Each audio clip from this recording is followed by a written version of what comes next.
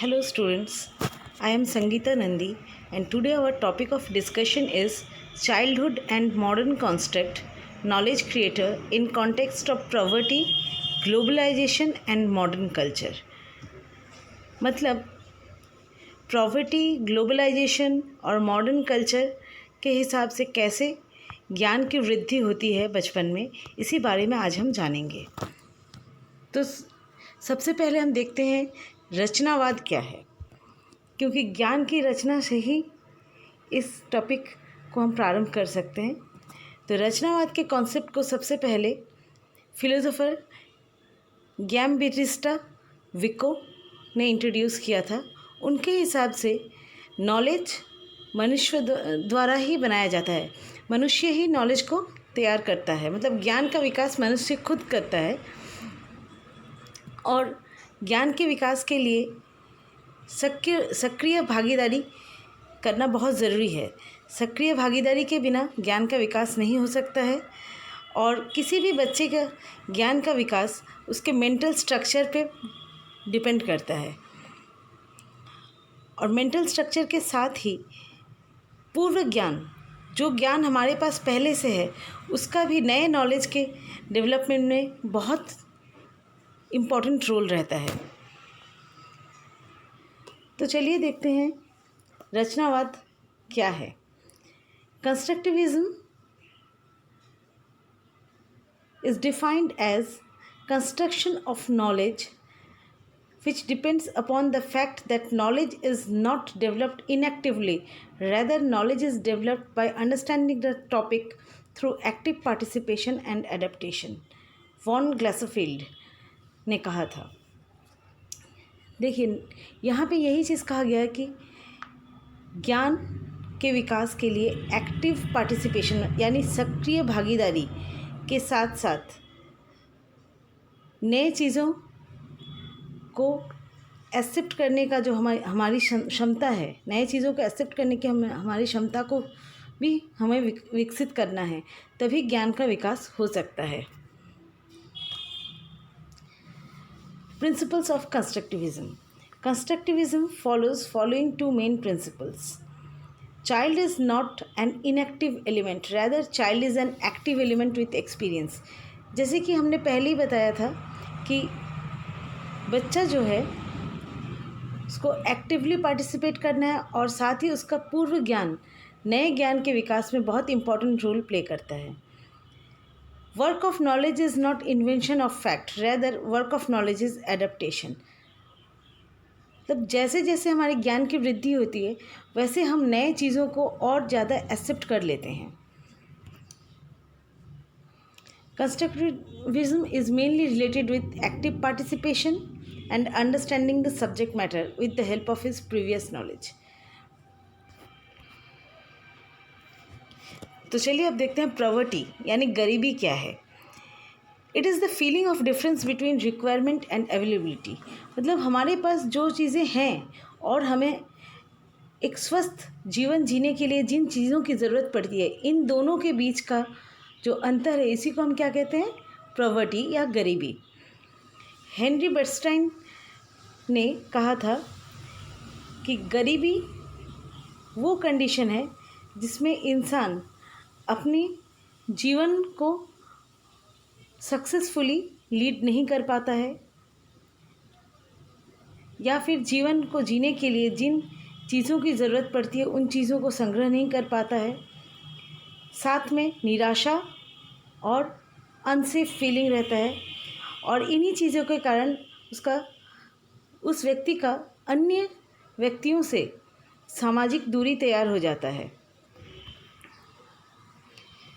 Relation of poverty and constructivism, मतलब गरीबी के साथ रचनावाद का क्या संपर्क है, इसको देखते हैं।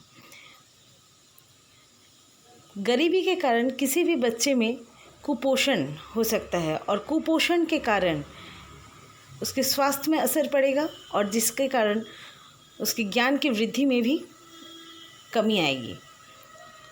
अच्छा, गरीबी के कारण बच्चा निराशा या हताश हो सकता है, और इसके कारण उसके अंदर कॉन्फिडेंस की कमी आएगी, और अगर किसी बच्चे में कॉन्फिडेंस की कमी आएगी तो वो ऑटोमेटिकली दूसरों से मिलने में या किसी काम को करने में संकोच बोध करता है, और इसी के कारण उसके नॉलेज के वृद्धि में भी इसका असर पड़ जाता है। क्योंकि गरीबी के कारण बच्चे निराशा और कॉन्फिडेंस की कमी को फील करते हैं, तो वो दूसरे व्यक्तियों से भी कम मिलते हैं, और इसी के कारण समाज से जो ज्ञान हमें प्राप्त होता है इसमें कमी आ जाती है। तो अब देखते हैं मॉडर्न कल्चर क्या है। Culture refers to an inclusive habit of thinking which shape human behaviour all its aspects and in all field of human activity. देखिए, कल्चर एक हैबिट है जो कि हमारे ह्यूमन बिहेवियर को तैयार करता है, और इसमें ह्यूमन बिहेवियर के सारे एस्पेक्ट्स एक साथ मिले होते हैं। In terms of anthropology, culture is a continually changing pattern of learned behavior and the product of learned behavior including attitude, values, knowledge and material object feature shared by the transmitted among the members of society। देखिए, anthropology में culture को बताया गया है कि culture एक changing pattern behaviour के changing pattern को कल्चर कहा गया है, जो कि समय के साथ साथ चेंज होते रहता है और नए चीज़ों को जोड़ते चलता है। और कल्चर मेनली समाज से हम ग्रहण करते हैं, और कल्चर के थ्रू हम समाज को परिवर्तन भी करते हैं। Modern culture and education.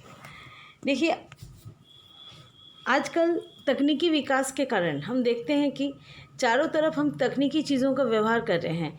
इसका असर हमारे कल्चर पे बहुत ज़्यादा पड़ा है,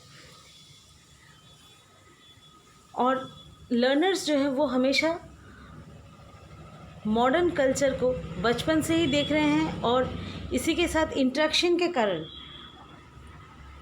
उनका ज्ञान में वृद्धि भी हो रहा है।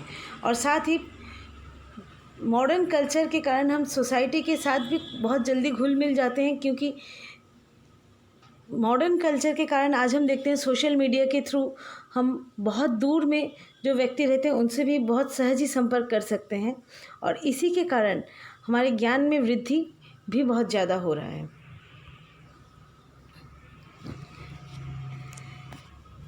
Environment, science and previously used materials plays an important role in knowledge development of a child. Environment includes social and cultural environment of the child. देखिए, किसी भी बच्चे का जो environment है उसमें social और cultural environment include रहता है, और जिन चीज़ों को हम पहले से सीखते हैं या देखते चल रहे हैं उनका किसी भी बच्चे के knowledge development में बहुत असर पड़ता है। जैसे कि मान लीजिए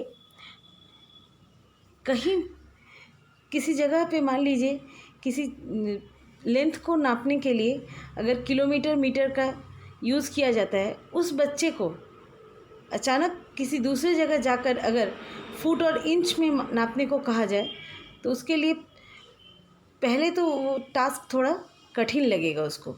उसके थोड़े बाद जब वो उसमें हैबिचुएटेड हो जाएगा तब वो आसान हो सकता है। Globalization of education helps to equalize education of different countries. विभिन्न देशों में शिक्षा का जो स्तर है वो अलग अलग होता है, और शिक्षा का कैरिकुलम भी अलग होता है। ग्लोबलाइजेशन के कारण आज हम विभिन्न देशों के जो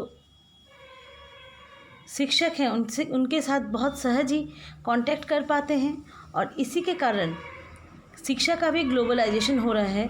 और इससे देखा गया है कि जो डेवलपिंग कंट्रीज़ हैं, शिक्षा के क्षेत्र में जिन कंट्रीज़ का भी डेवलपमेंट चल रहा है, वे कंट्री ऑलरेडी डेवलप्ड कंट्री से बहुत कुछ सीख पाते हैं। Thank you.